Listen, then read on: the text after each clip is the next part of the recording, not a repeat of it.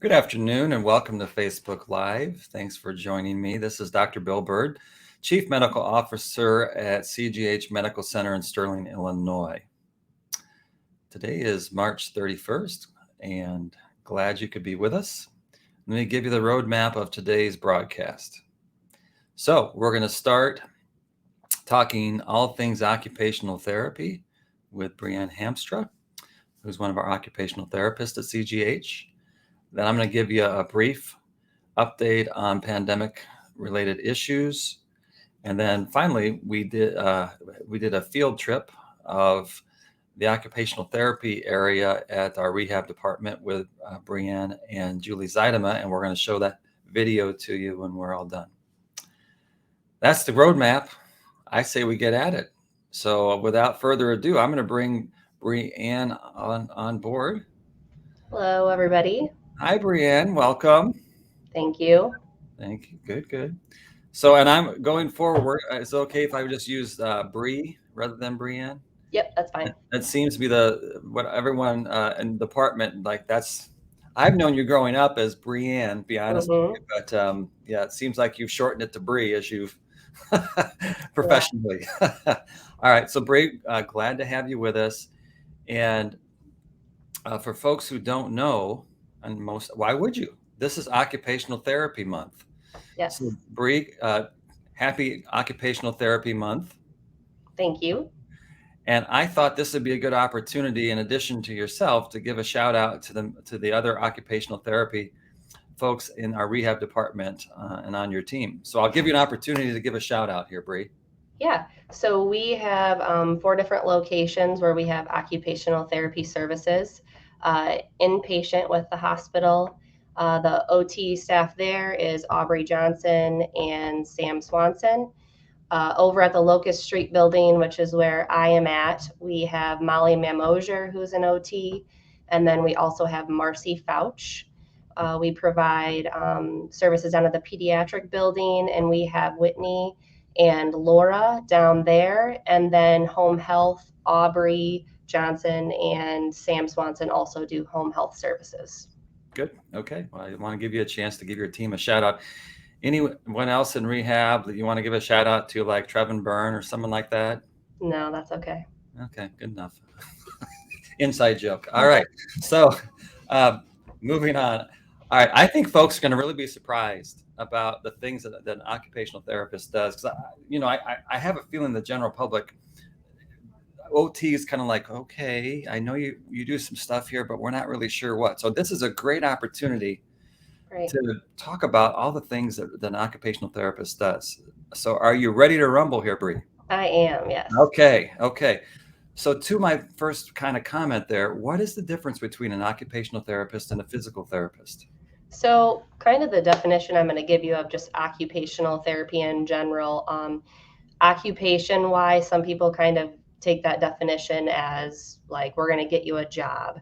When in reality, we define occupations as anything you do throughout your day. So getting yourself dressed, going to the bathroom, cleaning your house, cooking, pretty much anything you would do throughout your day, whether it's leisure, going to work, that's all stuff that we focus on. So that's kind of the definition of occupational therapy. The difference between PT and OT kind of varies depending what setting you're working in. Outpatient wise, typically the breakdown, occupational therapy tends to see more upper extremity types of injuries, more so elbows, wrists, hands, fingers. PT tackles more of the obviously lower body. They do a lot of neck and back related injuries. Okay. All right. And shoulders too. There's a lot of overlap between PT and OT, and we do work pretty closely together in a lot of our patients. Yeah. All right. I see Trevin still trying to get his name out there, though. Yeah. Well, we're not going there. All right. So next, you alluded to this, that you look at this in terms of even when you get up in the morning. One of the things that occupational therapists do are home evaluations. Mm-hmm. So can you talk a little bit more about these, Bree? Yep. So when you come and see us, sometimes people talk about different things that they're struggling with, but when you come into the clinic, we can only simulate kind of what your environment is like. And sometimes, no matter how much we can simulate it while you're in the clinic, when you go home, some people still really struggle with stuff. Yeah. So we're able to go to your home and actually kind of have you go through pretty much things you would do on a normal daily basis. Transfer on Okay. and off your favorite chair, in and out of the bathroom, looking at your kitchen setup, how you get into your house, Sure. can you get out of the house, steps, and then we can kind of make recommendations on if we think that you need any equipment, or if we would recommend like picking up throw rugs off the floor for safety purposes, Yeah. or stuff like that. Sure. Little stuff that you just, if you're living in your house, you don't even think about it, but someone comes in and can go, oh my gosh, yes, this would be really helpful to not have this or to have this. Right. Any particular, like when you think of like the common pieces of equipment that you recommend for homes, are there any themes in terms of common pieces of equipment, Bree? So as an occupational therapist, it's more stuff for the bathroom. So getting you a shower chair or a commode if you can't walk to and from your bathroom. Switching bed setup around, maybe more so ADL kind of related items that we would recommend. Okay. Yeah, that makes sense. When we were talking about, when we were putting this interview together, Bree, a couple of things that you mentioned that you work with are patients with low vision Mhm. and also patients who have had either strokes or traumatic brain injuries. Can you kind of talk about what an occupational therapist's role is for these type of patients? Yeah, so a lot of our low vision patients or vision impaired are actually directly related to the stroke or brain injury that they had. Okay. That's one of the deficits that we're kind of addressing as a part of everything else. So, um, all strokes, all brain injuries are very different. So, kind of depending where you're at with that, we may work on getting that arm moving if it's an arm that you had affected. If you're really wanting to make sure you can get yourself dressed, working on dressing for strokes. Vision related specifically, we may look at if, say, you're wanting to be able to cook, but you can't really see the knobs when you're turning them. We may work on setting stuff up so there's contrast of colors so you can better Okay. see it, or focus on visual scanning so that you're paying attention to everything in your visual field and not just part of it, which sometimes happens with stroke. They may pay attention to just the right side of their body or just the left side of their body. So those are kinds of things we may do with low vision. Yeah, that makes sense. I know one of your other areas of expertise, Bree, is lymphedema. Can Yes. you explain what that is and what treatments that you have that we have available, that you have available in our rehab department to help patients with this condition? Yeah.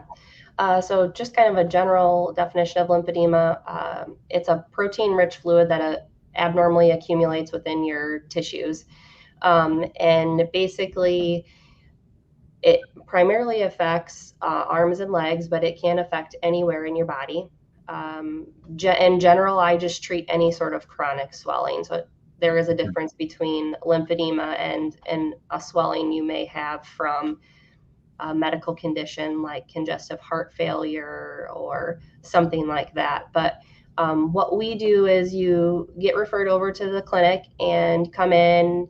I kind of chat with you about your medical history. We do measurements of whatever you have that's swelling.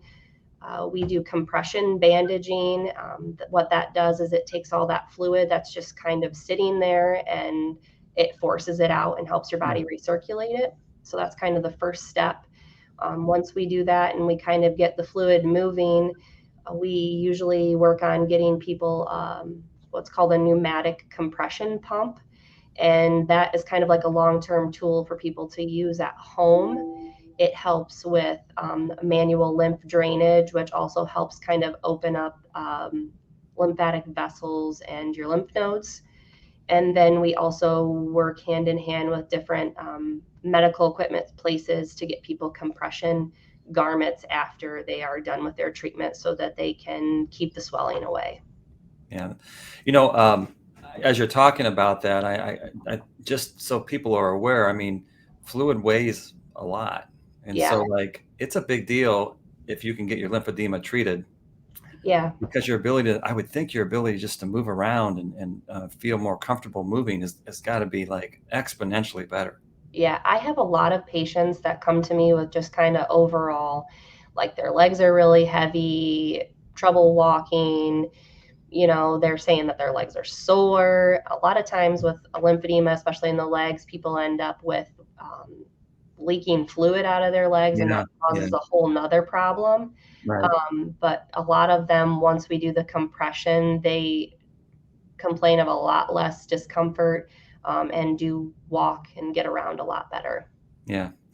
Yeah. I guess from my perspective as someone who's a primary care doc and has seen a lot of patients that have had that condition, I think what Bree does is a great opportunity for folks in our community that I don't think always people think of. Yeah. So I do encourage you to, as you hear this broadcast and you hear about that condition, that whether that's for yourself or people that keep that in the back of your mind, because it's definitely an opportunity that with Bree's help, that can get a lot of people feeling much better and able to function a lot better with that lymphedema gone. Yeah. So I also want to kind of transition now just to the idea of, there are a lot of people, particularly people they've been hospitalized for a while, let's say, and it doesn't take long to begin to have some general deconditioning. If you're sitting and we try to move you around here in the hospital. Mm-hmm. However, if you're sick, you just don't move as much.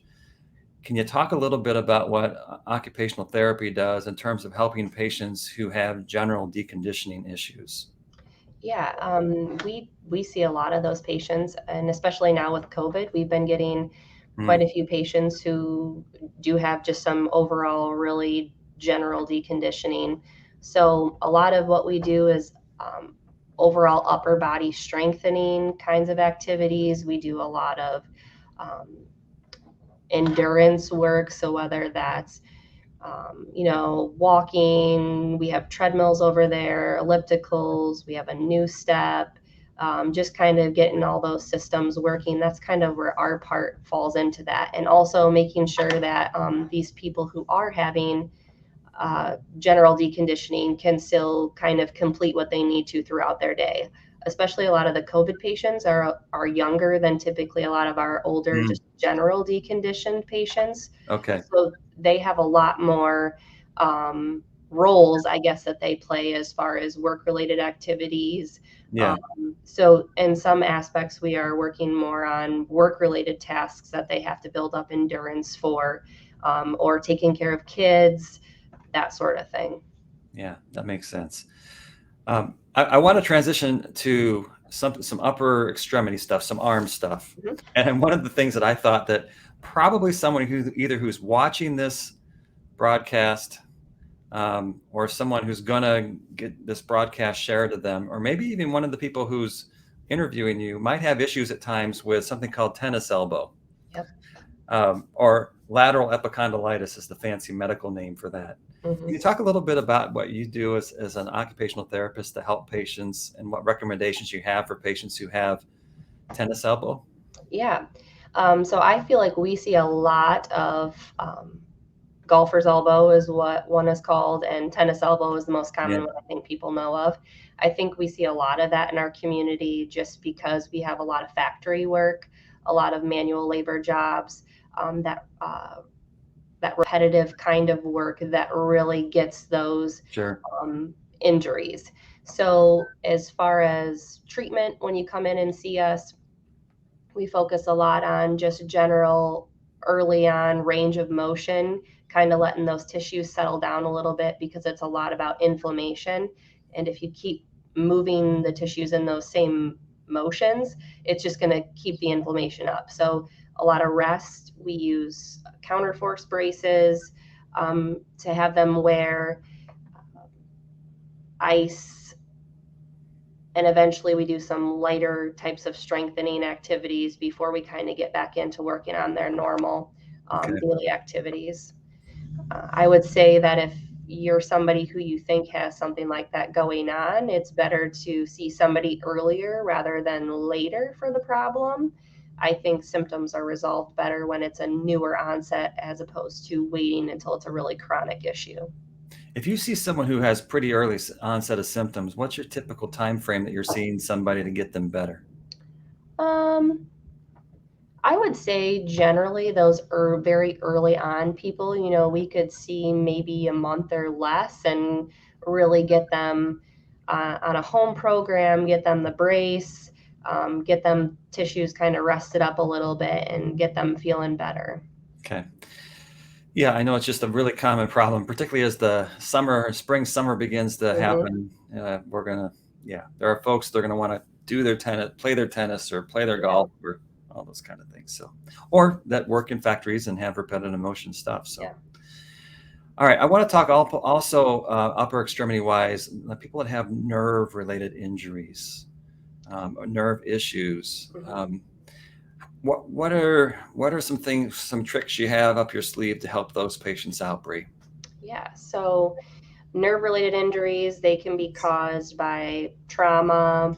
Um, Certain areas, if they're compressed for too long, you can end up with a nerve-related injury. Sometimes we end up seeing patients who have some sort of nerve issue in the neck, and Hmm. then that results with arm problems as well. So we do different things. A lot of their complaints are numbness, tingling, sensitivity in the arm, so we do a lot of nerve glides, and those basically kind of stretch out those irritated nerves, and those help with improving range of motion, decreasing pain. We also work on desensitization. Sometimes those tissues are really hypersensitive, and just touching somebody's arm could make them jump. So we try to focus a lot on desensitization as well with nerve related injuries. I'm sorry, did you say nerve glides? Yes, nerve glides. What are, can you kind of talk about that in a little more detail, Bree? Yeah, so you have a couple different nerves in your arms that could be affected, but they're basically, and they kind of, some of them are kind of odd looking, but they basically place everything on stretch. So it's gliding out your nerves, stretching them all out, and then through this, it helps kind of decrease the pain that they are Okay. having. So depending what nerve is affected, kind of depends what different types of movements we would have you do with your arm. Okay. And that's a machine, or that's actually you're doing that No, manually? so I'll do one of them. So it's kind of odd looking, but you take your arm and then it's kind of like putting it over your eye like this. Yeah. And so there are different motions like that we may do. So it's actually kind of like an exercise, but they're called nerve glides. Okay. All right. And doing that will help with that pain in your the nerve pain that people are having. Yes, Wow. sometimes, depending Okay. what specifically you're having. Yeah. Very good. All right. Well, Bree, uh, great job. Thank you. It's been nice having you on the show today. And for those of you who are watching, you're going to get to see Bree again, because I'm going to do a COVID update, and then when I get done with that, actually, we're going to do a field trip, and it's a little different in that I'm not doing the field trip this time. I just didn't work out schedule wise. So Julie Zuidema and Bree did a field trip, kind of highlighting some work that you do there Mhm. in OT there in the rehab department. So for those folks who are watching, I encourage you to stick around and take a look at that field trip to get more of a, we're talking, but you're going to be able to see some stuff when Bree Yes. and Julie do their field trip. So Bree, thank you so much. And once Thank you. again, happy Occupational Therapy Month. Thank you. Okay, good. So I am going to transition here to a brief COVID update. And I just wanted to share a few things. I'm sure most of you have seen that the 50 plus crowd has been approved to get another booster shot. Some more information to come on that. I'm still doing a little bit of research on that. And as I have more information, I'll keep you posted. But definitely folks who are at high risk, who are over the age of 50. Gosh, I think that makes sense. I really do. But I'm gonna get more information. It's just pretty new that they just approved this. So that I wanted to make sure that we talked about. I did also want to talk about Matt's going to put up some our cases in the area. So that's good. That's, if I remember right, that's pretty similar to where we're at last week. And with this, thanks, Matt. And with the BA2 variant continuing to increase, and now across the country, we're above the 50th percent. 50% of the cases or more are coming from that variant of the variant, if you will. Every week that goes by that our case numbers are still in that low range is a good week. So I'm encouraged by where we're continuing to be at as far as that goes. So that's a good thing. Here in the state, just to share, let's see, what do I have on that? Well, before I do that, I just want to talk about, there's a headline that came out this week that talked about that the Mayo Clinic and their epidemiologists are predicting that the number of cases will go up 42% by April 10th. I know that sounds good, and it's not good for the case number to go up, but bear this in mind.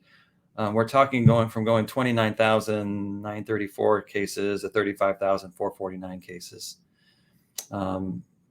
That's what the number I was seeing. So however you look at it, yes, they will go up, but at least so far the predictions are not this really, really big surge like we've seen with like Omicron and Delta in the previous surges. So fingers crossed, it'll be more of a blip than a big surge in terms of this BA2, and as it slowly but surely takes more and more of the number of cases here in the US.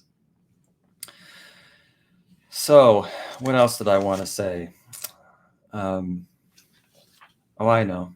So I always say how many hospitalized patients in the state there are. We're down to 470 patients hospitalized in the state of Illinois, which is about 10% of what it was at the peak of this particular surge. It was 4,400 at the peak of our Omicron surge. So that definitely is encouraging and continues to go down. So we will see, but I'm encouraged by that as well. Falling under the bucket of we're still learning stuff about this pandemic would be a headline I saw this morning. Actually, it was a study that was printed in the New England Journal of Medicine, which is it's one of the more prestigious journals here in our country, and it was about convalescent plasma. And we've talked about this before. And in hospitalized patients, convalescent plasma is like, nope, doesn't work.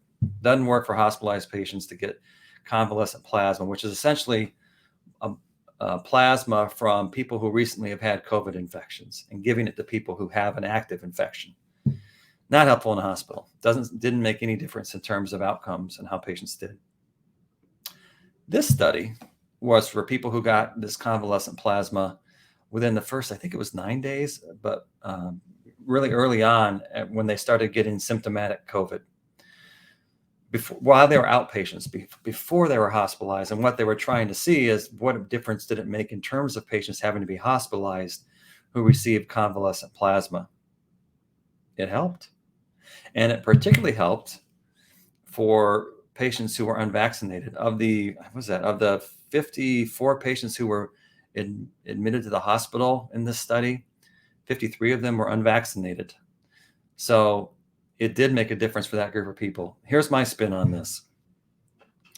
So it appears that convalescent plasma, to me, it falls in that same category as monoclonal antibodies and some of these newer oral treatments like Paxlovid, and that they're going to have an impact right away early on either attacking some part of the viral particle, whether that's a spike protein or something else, or artificially provide antibodies to our body that allow us to once again fight those spike proteins early on and decrease the viral load.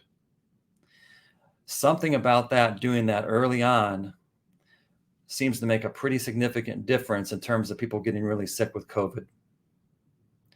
However, once you get down that path and you get sick enough that you're in the hospital, it's almost like what does the saying go? The horse is already out of the barn.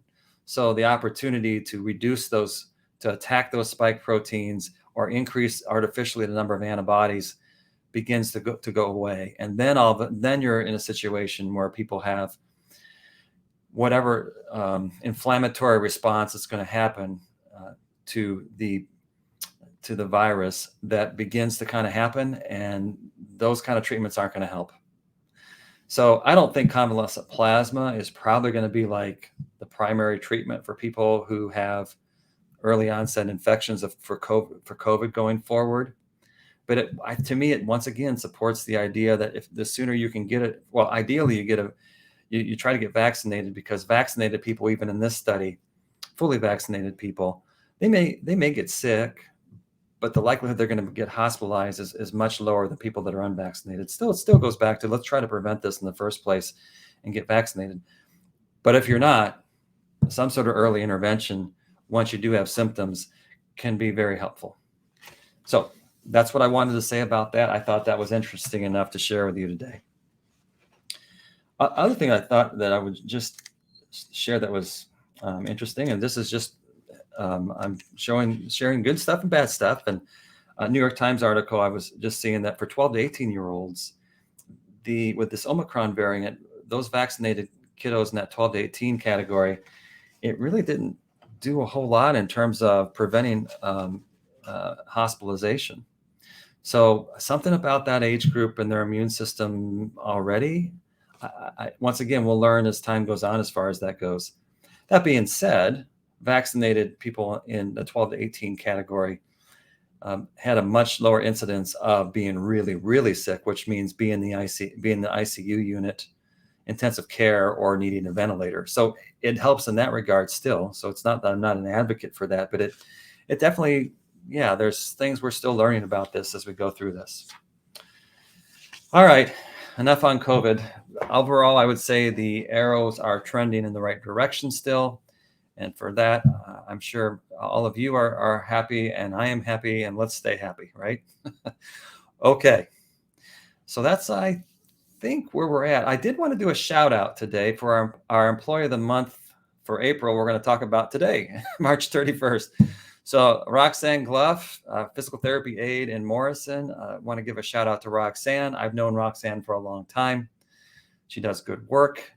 She's well known for doing good work. She's been in our rehab department for a number of years, and any accolade that can go to Roxanne, I think, should. So Roxanne, congratulations on being Employee of the Month.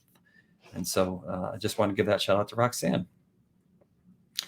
Next week, we're going to be back, and we're going to be talking about something, but I couldn't find what that something was. But we'll be back, and I promise you it'll be something you'll find interesting, that will be educate and inform you. So thank you for taking the time to listen in today, or to share this with someone. And for those of you who are listening to this, not today, but another day, thank you. Hope all of you have a great week, and we'll talk to you soon. Thanks. Hi, my name is Julie Zuidema, and I'm the Assistant Director of Rehab for CGH. And with me now is Brianne Hamstra, Occupational Therapist. In a couple of days, it's going to be April, and that is when we celebrate Occupational Therapy Month. And I just have to take this moment to brag a little bit about our Occupational Therapy Department. They are a very talented and compassionate group of people, and an integral part of our rehab team, and we're very fortunate to have them. So we have 4 departments within CGH that use occupational therapy. They're found in inpatient care, outpatient care here at the Locust Street building, and also in pediatrics and in home health. So today Bree is going to take us on a little field trip of the outpatient facility and tell us a little bit about what occupational therapy can offer our patients here.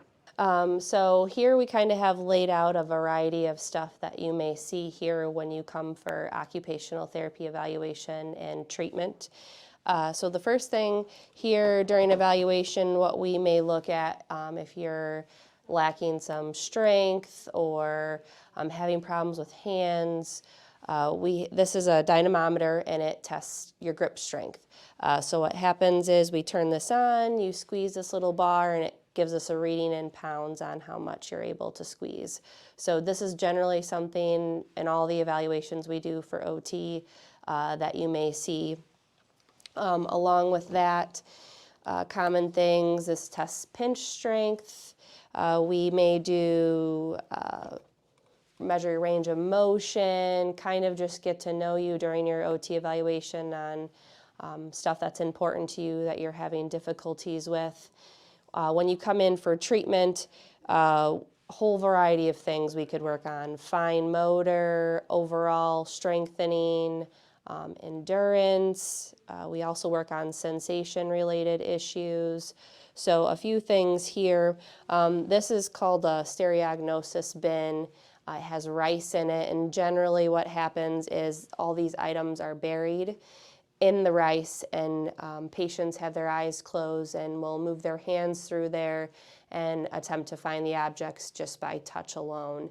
This also helps with if you have any sensitivity from a nerve-related issue or scars. That kind of helps with desensitization as well. Some other things that we use pretty frequently for grip-related strengthening, we have some Theraputty here. This is usually something kind of fun. Different colors have different resistances. So this we may work on squeezing it, pulling it apart, rolling it out. So that's one thing that we may use here.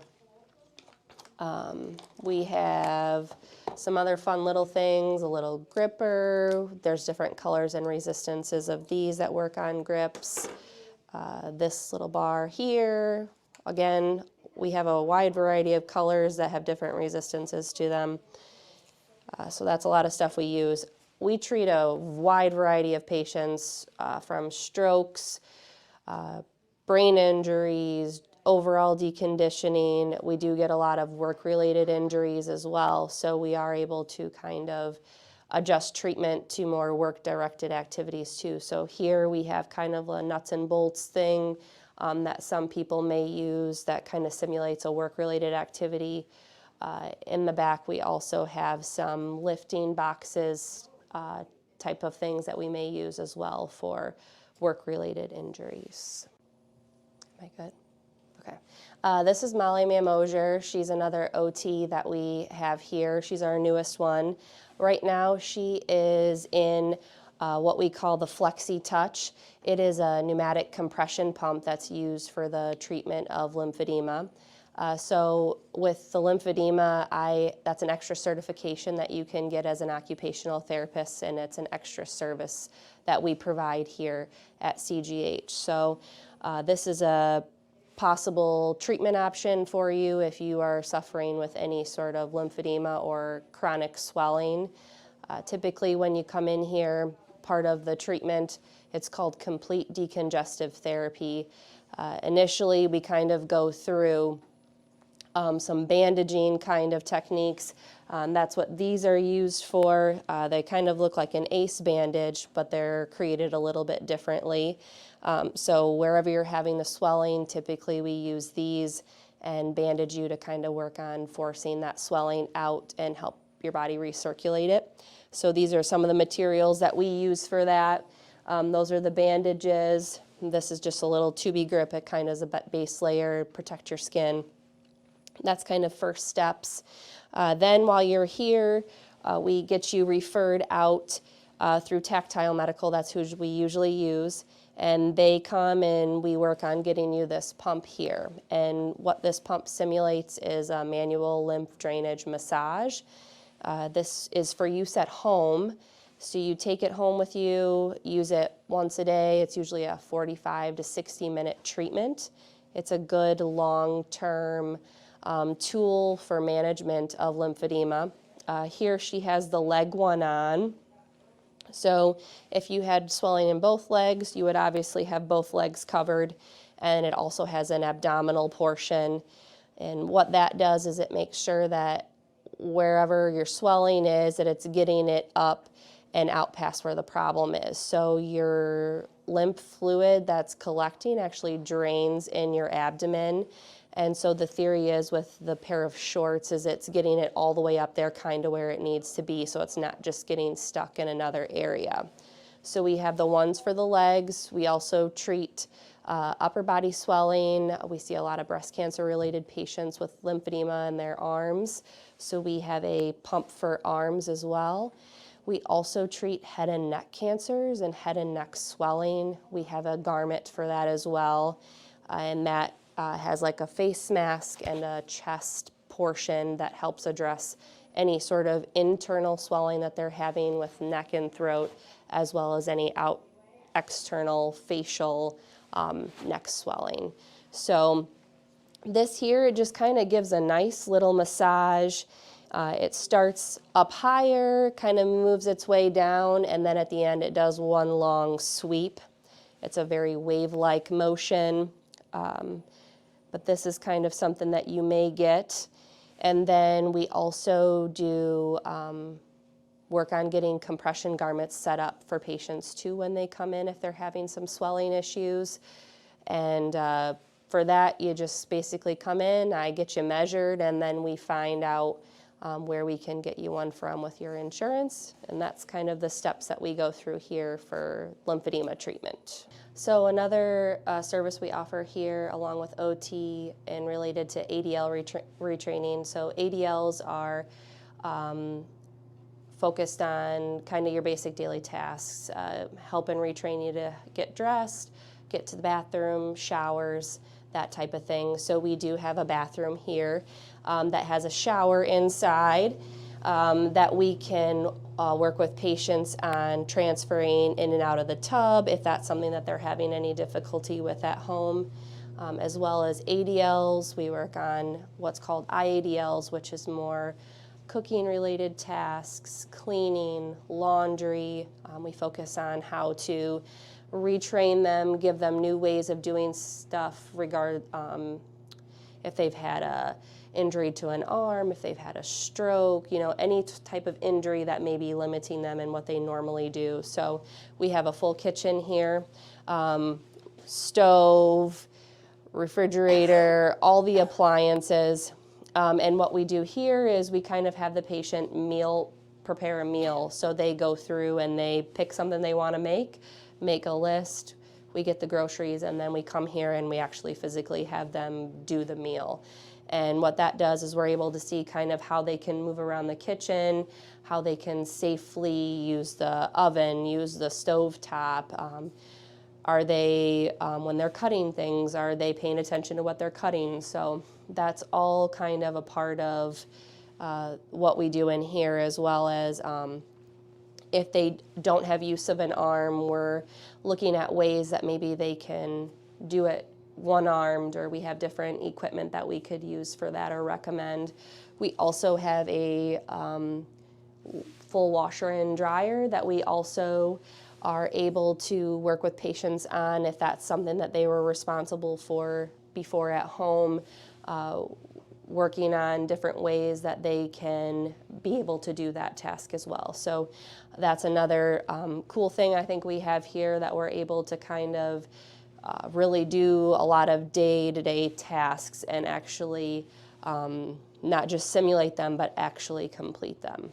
Thank you so much for joining us today, and thank you, Bree, for that introduction. There is a lot that occupational therapy has to offer, and we are glad to be able to provide that to our community. So thank you for joining us.